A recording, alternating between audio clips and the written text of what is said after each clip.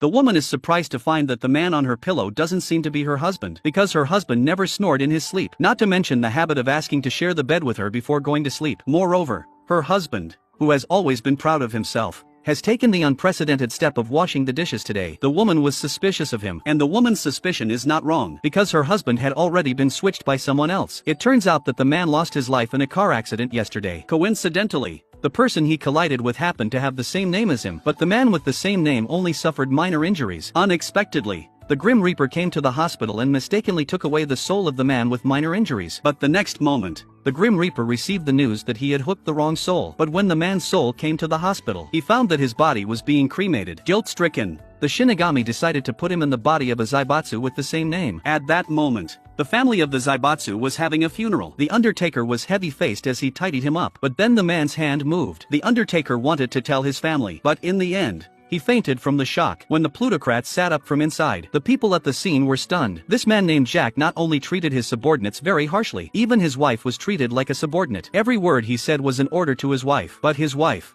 Anna, had had enough of this. She's never had a single moment of care from her husband in her life. The man with the same name is a cook in a small restaurant. He's a tough-looking man, but inside he's a funny boy. The family of four is not rich, but they live happily together. Such a humorous, harmonious and dedicated soul is suddenly replaced by a plutocrat with a completely opposite personality. Jack's awakening caused a sensation. The doctors were unable to explain it to the TV stations. The man who woke up was also confused, because he didn't know these family members. It wasn't until he saw the mirror that he realized something. So he borrowed a mobile phone from a woman and dialed his wife Lisa's number. He cried and told her what had happened to him, but Lisa thought it was a scam and hung up on him. Then his childhood friend Carl came to visit him in the hospital. Seeing that Jack didn't recognize himself anymore, Carl thought Jack had lost his memory because of the accident. The man wanted to leave the hospital and explain to his family, but Anna told him to wait until he got better. He had no choice but to do a sexy dance on the spot to prove that he had recovered. But his wife was completely dumbfounded. She couldn't believe it was her unruly husband. Luckily, with Carl's help, the man escaped from the hospital and returned to a place he really knew. And then he ran into Lisa, who was taking out the rubbish. The man went up to her and told her he was her husband, and he told her the secret of the birthmark on her bottom. But Lisa thought he was a pervert. She grabbed a shovel and was about to give the man a beating. Carl was a little confused when he heard the commotion. He couldn't believe that the high and mighty Jack had such a hobby. Then Carl brought Jack back to the rich man's house, looking at the strange wife and two children in front of him. The man didn't know how to explain to them, so he ran into the bathroom,